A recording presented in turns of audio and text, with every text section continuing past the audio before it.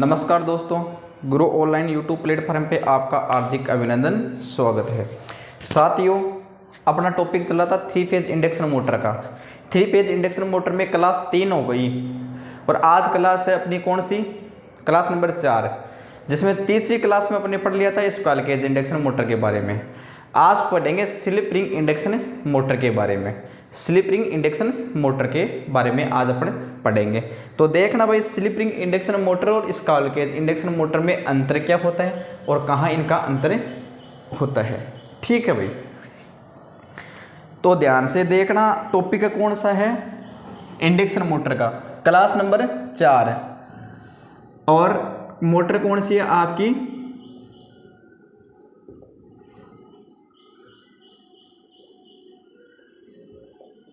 Slip ring induction motor. Slip ring induction motor, नाम से ही पता हो गया कि स्लिप रिंग लगी होती है। पहली बात तो आपको नाम से ही पता चल गया कि स्लिप लगी हुई है या स्लिप रिंग आपकी लगी हुई है। अब इस मोटर का उपयोग कहाँ किया जाता है। क्वेश्चन अंतर की बात करें तो अंतर तो रोटर और स्टेटर में तो कोई अंतर आना नहीं है इसका, क्योंकि इंडक्शन मोटर का स्टेटर हर जगह ही समान है। लेकिन उससे पहले एक क्वेश्चन पूछता हूं कि इस मोटर का उपयोग कहाँ किया जाता है और कितनी स्लिप रिंग इसमें लगी होती है। सीधा क्वेश्चन आ जाता है, स्लिप रिंग इंडक्शन मोटर के अंदर स्लिप रिंगों की संख्या होती है 3, 4, 6, 8। तो इसमें लगी होती है 3।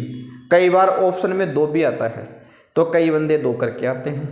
ध्यान रखना है, 3 स्लिप रिंग लगी होती है। कहाँ उपयोग होता है, जहाँ अधिक गति परिवर्तन होती है और शुरुआती टॉर्क की अधिक आवश्यकता हो।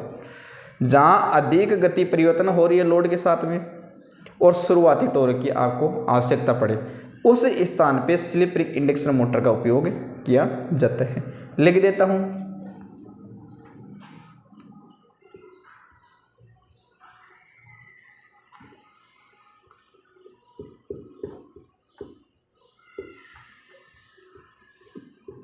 परिवर्तनीय गति व अधिक शुरुआती टॉर्क की आवश्यकता हो।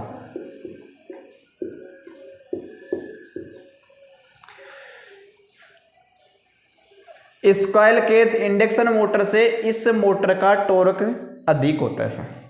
स्क्वायर केज मोटर से इस मोटर का टॉर्क अधिक होता है। क्यों होता है, क्योंकि इस मोटर की वाइंडिंग में, रोटर वाइंडिंग में आप अतिरिक्त प्रतिरोध लगाते हो। क्यों लगाते हो, वो आगे अपन बात करेंगे। देखो, संरचना की अगर बात की जाए, संरचना की बात की जाए तो आपको पता है कि 2 ही चीज होती है। एक आपका स्टेटर और एक इधर आपका रोटर। स्टेटर पर वही 3 फेज वाइंडिंग,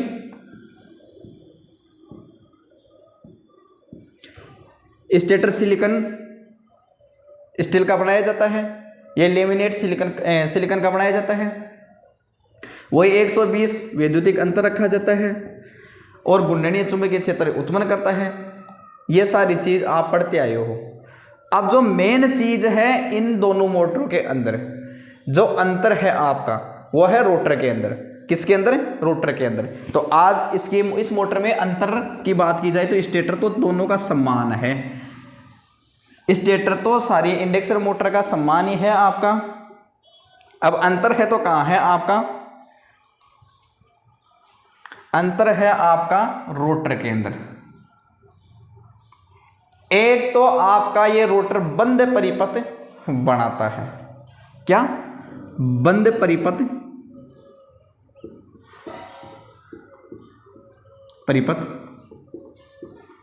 बनाता है। बंद परिपथ बनाता है और स्क्वायल केज इंडक्शन मोटर में क्या हो रहा था, स्क्वायल केज इंडक्शन मोटर में क्या हो रहा था, वहां आप चालकों की जगह, चालकों के अंदर वाइंडिंग की जगह आप चालक छड़ ले रहे थे।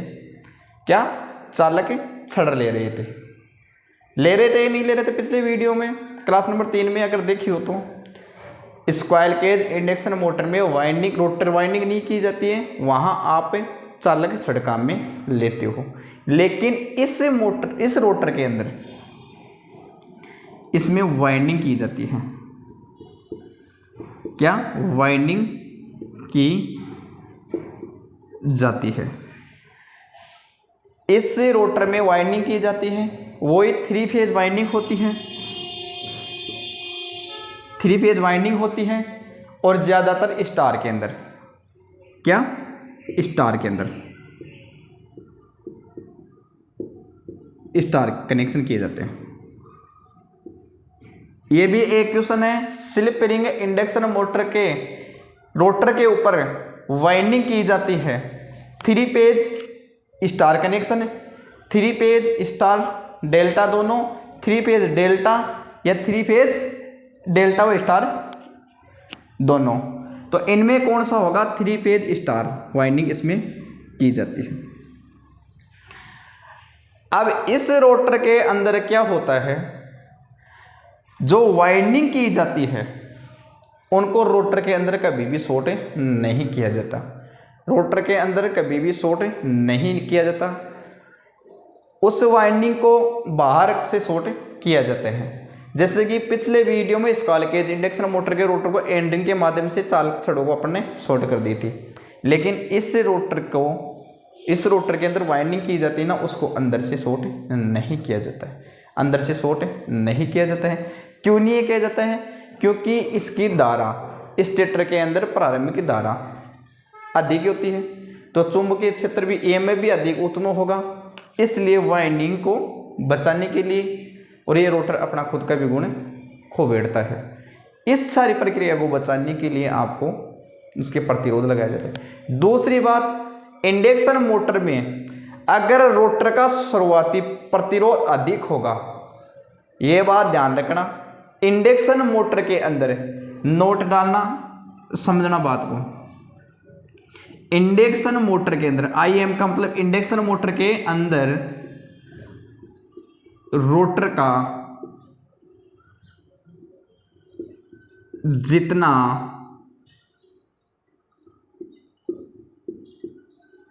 प्रतिरोध होगा, शुरुआती टॉर्क उतना ही अधिक प्राप्त होगा। ठीक है, शुरुआती टॉर्क अधिक आपका प्राप्त होगा। ये बात आपको ध्यान से देखनी है, समझनी है और दिमाग में फिट करनी है कि जब शुरुआती टॉर्क आपका होता है वो रोटर के प्रतिरोध के ऊपर भी निर्भर करता है। जितना शुरुआती रोटर का प्रतिरोध होगा उतना आपका टॉर्क भी अधिक प्राप्त होगा। जैसे जैसे आपकी मोटर रनिंग स्थिति में चली जाती है, अच्छी स्पीड आ जाती है, नियत स्पीड के अगाऊ चली जाती है, तब जाके ये प्रतिरोध बाहर हो जाते हैं और आपकी मोटर सिर्फ वाइंडिंग पे चलने लग जाती है। अब आ जाओ वापस इस रोटर पे। इस रोटर के ऊपर वाइंडिंग की जाती है, 3 पेज वाइंडिंग की जाती है, स्टार में कनेक्शन इसका किए जाते हैं। इस रोटर को, इस रोटर वाइंडिंग को रोटर के अंदर शॉर्ट सर्किट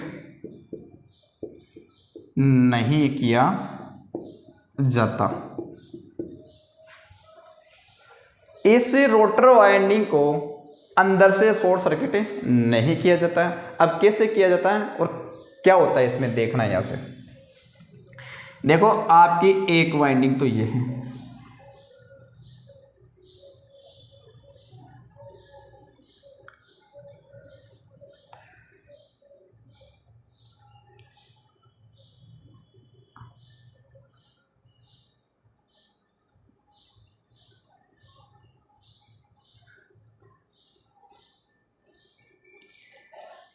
एक वाइंडिंग आपकी मेरे साथियों ये है,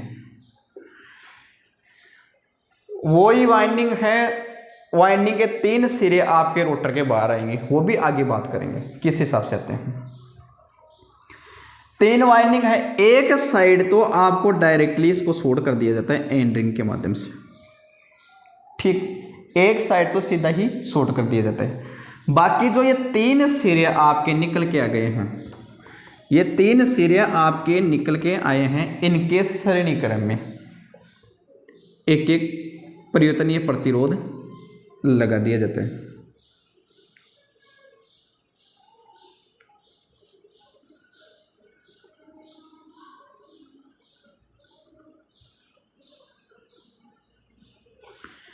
एक एक प्रतिरोध लगा के फिर शॉर्ट किया जाता है।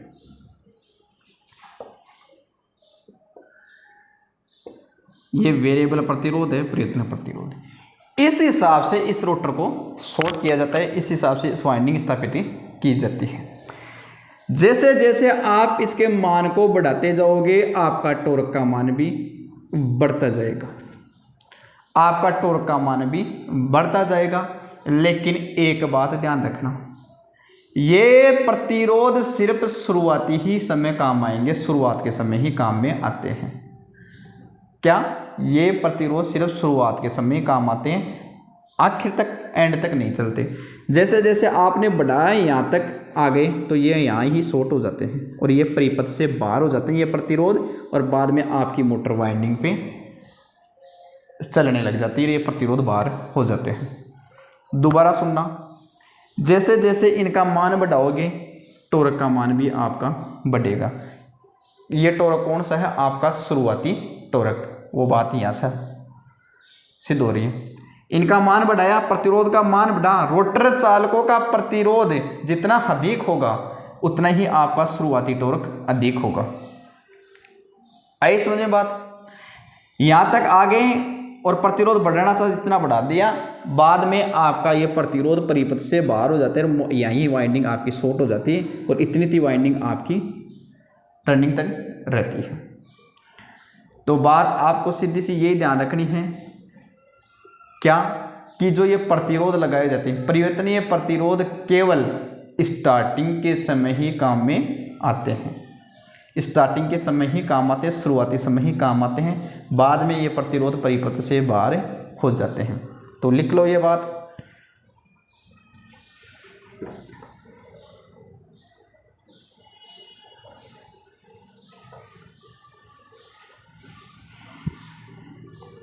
यहाँ बना देता हूँ डायग्राम इनका वाइंडिंग वाला, ताकि आपको दिक्कत ना हो कि कौन से प्रतिरोध की बात की जा रही है, अगर नोट्स भी बनाओ।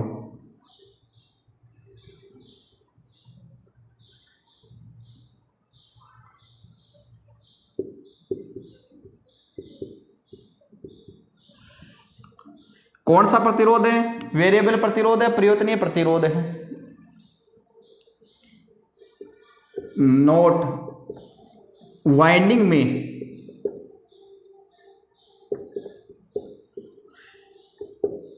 जोड़ा गया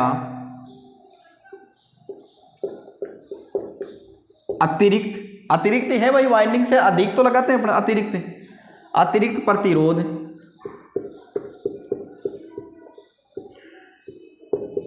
बढ़ने से शुरुआती या बढ़ाने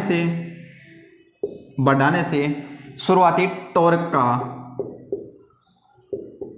मान भी बढ़ता है, लेकिन यह प्रतिरोध सिर्फ मोटर को या मोटर के शुरू होने तक ही काम आते हैं, शुरू होने तक ही काम आते हैं। ये चीज़ मैं समझाने के लिए वैसे भी समझा सकता हूँ, लिखा इसलिए रहा हूँ कि कभी आप भूल नहीं जाओ। तो ऐसा मत सोचना कि ये तो लिखवाता है ज़्यादा। ये चीज़ इसलिए बताते हैं कि भाई साहब आप भूल जाओगे, किस हिसाब से उधर क्वेश्चन यही आता है कि जब रोटर चालकों का टॉर्क रोटर वाइंडिंग के अंदर, इस स्लिप रिंग इंडक्शन मोटर के अंदर रोटर वाइंडिंग में जोड़ा गया वेरिएबल प्रतिरोध का कार्य होता है। एक तो शुरुआती टॉर्क को उच्च करता है, एक इस रोटर को शुरुआती धारा जो अधिक मिल जाती है, एक ईएमएफ अधिक उत्पन्न होता है, उसमें भी थोड़ा सहायक होता है। ये सारी चीज करने के लिए काम आता है। या फिर क्वेश्चन आ जाए ये कि स्लिप रिंग इंडक्शन मोटर के रोटर के अंदर वेरिएबल प्रतिरोध का कार्य होता है शुरुआत करने तक, आखिर तक या अनंत तक, जो भी आपका है, लेकिन ये शुरुआत तक काम आएगा। इतना बात आपको ध्यान में रखनी है। दूसरी बात, इस मोटर में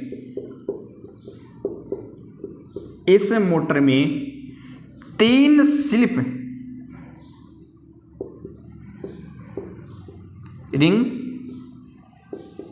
काम ले जाती है। इस मोटर में 3 स्लिप रिंग काम में ली जाती है। अब आ जाओ थोड़ा सा इधर, जो ये वाइंडिंग है, ये वाइंडिंग आप किस हिसाब से करते हो और आपको मोटर किस हिसाब से दिखती है, मोटर की आकृति किस हिसाब से आपकी दिखती है। तो एक बार इसका स्क्रीनशॉट ले लीजिए, फिर मैं आगे बता देता हूं। एक बार स्क्रीनशॉट लीजिए, फिर इसके बाद में आगे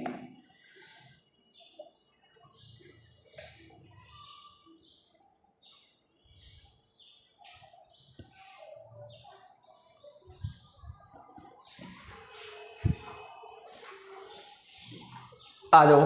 अब ये वाइंडिंग देखो किस हिसाब से आपको दिखेगी, ये स्लिप रिंग कैसे देखने क्यों मिलती हैं, किस हिसाब से आप पहचान करते हो।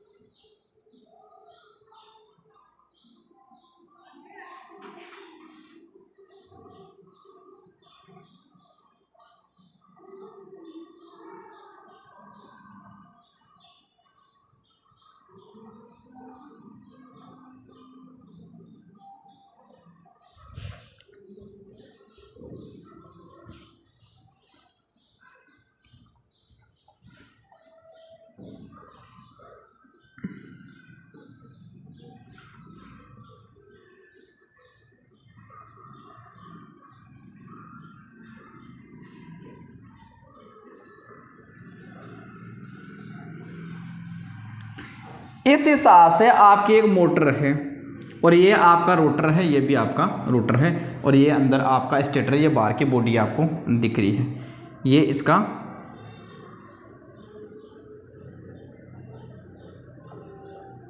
पायदान है।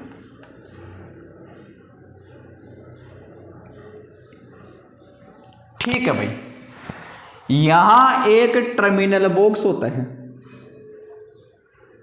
एक टर्मिनल बॉक्स होता है जहां आपको 3 पॉइंट मिलते हैं। पॉइंट होते हैं वाइंडिंग के 6, लेकिन ये अंदर से शॉर्ट होके, अंदर से इनका 3 बना के, 3 कनेक्शन बना के मिलते हैं, U1, V1 और W, या UVW। UVW यहां से आप इनको सप्लाई दे देते हो, यहां से आप इनको सप्लाई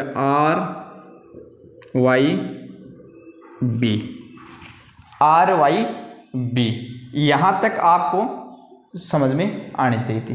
कौन सी मोटर है? अभी तक इंडक्शन मोटर ही है। अब देखो यहां रोटर के ऊपर 3 स्लिप रिंग लगी होती है, 3 स्लिप रिंग लगी होती है, ये 3 आपकी स्लिप रिंग लगी होती है और इनके ऊपर ये ऊपर बुर्श लगे हुए हैं 3। देखा होगा आपने लैब के अंदर, आईटीआई कॉलेजों के अंदर या पॉलिटेक्निक कॉलेजों के अंदर गए हो तो ऐसी कंडीशन देखी होगी। अब देखो यहां से 3 तार जो निकलते हैं, 3 वाइंडिंग अंदर से, एक वाइंडिंग यहां आई, एक यहां गई और एक मेरे साथियों यहां गई। तीनों स्लिप रिंगों पे वो वाइंडिंग जोड़ दी जाती है। अब जो प्रतिरोध होता है वो आपका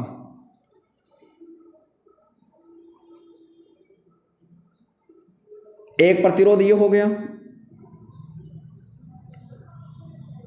एक प्रतिरोध ये हो गया, तो इस हिसाब से ये प्रतिरोध होते हैं आपके। ठीक है, अब इन्हीं वाइंडिंगों को जोड़ दिया जाता है। 1 नंबर को इससे जोड़ दिया गया, एक इसको जोड़ दिया गया और इस वाइंडिंग को इससे जोड़ दिया गया और यहां से इनको शॉर्ट कर दिया जाता है। इस हिसाब की ये आकृति होती है। ये है आपका आर प्रतिरोध, वेरिएबल प्रतिरोध, बदलता हुआ प्रतिरोध। ये तो है आपकी मोटर की संरचना बाहर से जो दिखने की। ठीक है, 3 स्लिप रिंग होती है, मोटर के 6 सिरे होते हैं और टर्मिनल बॉक्स पे आपको सिर्फ 3 ही मिलेंगे। और जो 3 है ये स्टार संयोजित होंगे और ये सीधे मोटर के स्लिप रिंग पे जाएंगे। स्लिप रिंग पे 3 बुर्स होते हैं, 3 स्लिप रिंग होती है और स्लिप रिंग के माध्यम से इनको बाहर के प्रतिरोध से जोड़ दिया जाता है। यहां तक बात आपको समझनी थी। अब इस मोटर का लाभ क्या है? रोटर प्रतिरोध अधिक होने के कारण एक तो उच्चतम धारा को, एक उच्च टॉर्क और उच्च पावर फैक्टर। तो कौन कौन से लाभ हैं?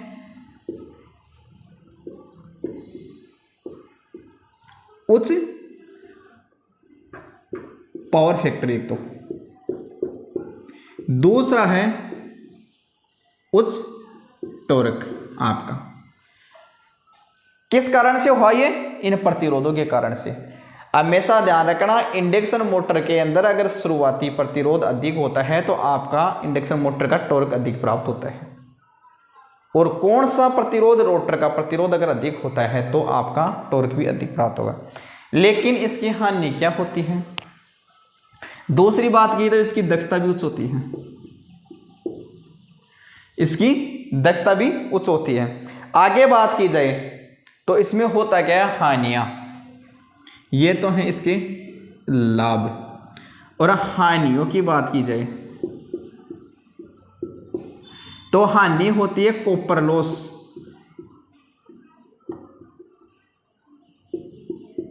कॉपर लॉस अधिक होंगे।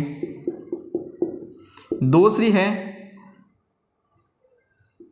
गुणन गति भी कम प्राप्त होगी। ये 2 इसके हानियां हैं। एक तो कॉपर लॉस का मान ज़्यादा बढ़ जाएगा और एक आपकी गुणन गति थोड़ी सी घट जाएगी। तो देखो आपका मोटर भी है, सारी चीज़ बता दी गई है। वीडियो को ज़्यादा से ज़्यादा शेयर किया करो और ध्यान से इसको देखना है, समझना है। कहीं दिक्कत आती है तो आप कमेंट में इस चीज़ को नोटिस करवाओगे। जय हिंद, जय भारत, धन्यवाद भाई।